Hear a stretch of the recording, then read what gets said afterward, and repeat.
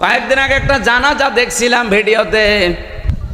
এই বাংলাদেশের সুদর্শন পুরুষ নামে একজনের নাম শোনেননি?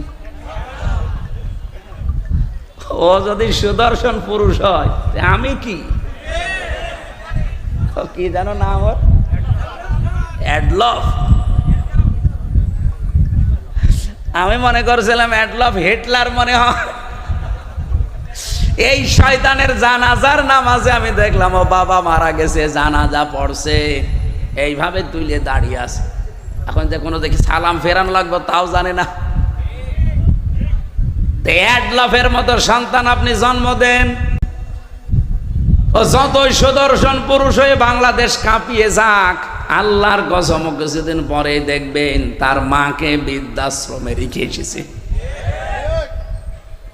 কারণ আজ হাজারো বৃদ্ধাশ্রমে নিজে খোঁজ নিয়েছি, নিজে গেছি, যেয়ে দেখেছি দিন শিক্ষায় শিক্ষিত যারা তাদের মা বাবাও বৃদ্ধাশ্রম অনেক আমি পেয়েছি। এটা শুধু ওই ছেলেটার কারণে না, এটা হচ্ছে তার বউর কারণে।